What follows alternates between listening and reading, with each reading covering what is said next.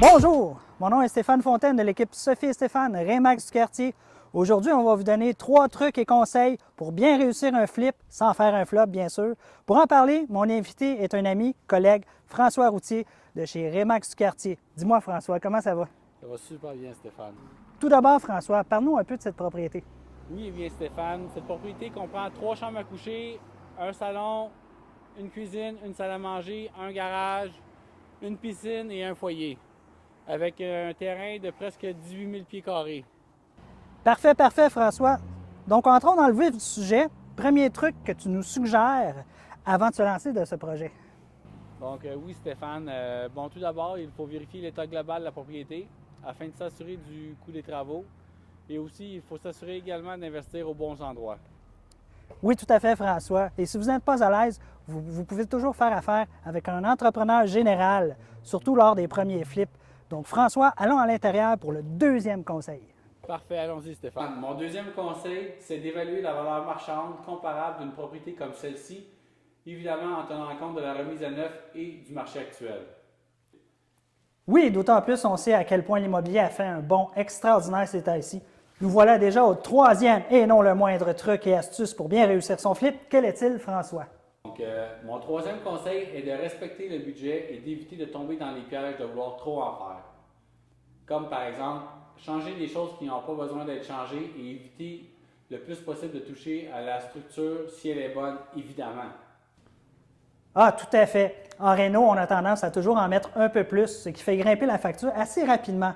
Donc, en résumé, premièrement, évaluer les travaux, le coût des dommages sur la propriété. Deuxièmement, évaluer la valeur de la propriété marchande. Et troisièmement, évidemment, respecter le budget. Facile, non? Oui, tout à fait. Quand on est bien préparé et entouré d'une bonne équipe, on évite bien les casse-têtes. Oui, surtout dans un contexte immobilier comme on vit présentement, disons qu'il y a du profit à faire. Hein? Donc, c'est déjà tout pour nous. C'était l'équipe Sophie et Stéphane, Remax du quartier, accompagné de mon ami François Routier. Si vous voulez visiter ou des infos ou autres conseils immobiliers, n'hésitez pas à nous contacter via notre site web sophieetstéphaneimmobilier.com ou par téléphone au 514-944-0794 ou bien parler à la belle Sophie au 514-867-0794. Vous pouvez aussi communiquer avec François, évidemment. Effectivement, vous pouvez me communiquer par Facebook sur François Routier, courtier immobilier, ou sinon vous pouvez me rejoindre sur mon cellulaire au 514-917-8948. Donc, c'était tout. Merci. Au revoir. À la prochaine. Sur ce, je vous souhaite une belle fin de semaine de Pâques.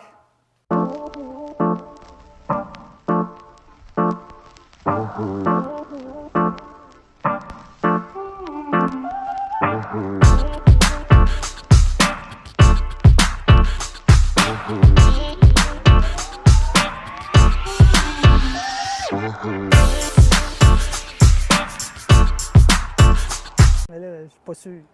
Pas sûr. 1, 2. Bon, parfait. On est rendu à prise 2. On est loin, je trouve, mais on respecte le 2 mètres. Ouais, c'est bon, ça. faut. Ouais. On est même un peu trop loin. Et une piscine avec un terrain de presque 18 000 pieds carrés. Excuse. Quoi? Je me sentais ridicule à côté. Je ne savais pas quoi faire. J'étais là. Il faut se garder les bloopers. Ah ouais. Les bloopers. On les met à la fin. Le monde aime ça pour Ah eux. ouais. Un peu de cette propriété.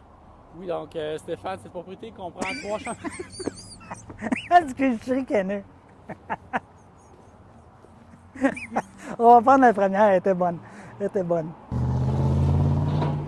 Il aurait tout scrappé, lui, hein? Faut que je me rappelle aussi comment j'ai placé mes mains, hein? Des fois, je fais comme un rapper, c'est pas beau. OK. Parle-nous un peu de cette propriété.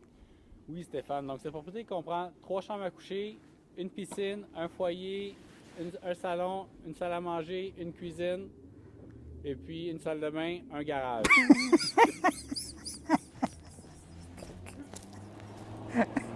Je viens de comprendre. Je viens de comprendre pourquoi je ris, là. Aïe, aïe, on va refaire. Je m'excuse. Faut que je me claque. Parce que t'es là. Et puis, moi, je suis là. On dirait que moi, je suis quelqu'un qui j'écoute beaucoup. Puis faut pas que je le fasse. C'est ça qui me fait rire. C'est pas toi, c'est moi qui me fait rire avec mon... Ah, prise-toi. Un peu de cette propriété. Oui.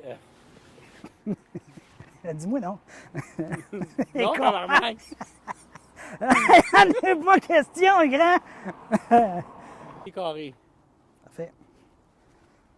Coupe!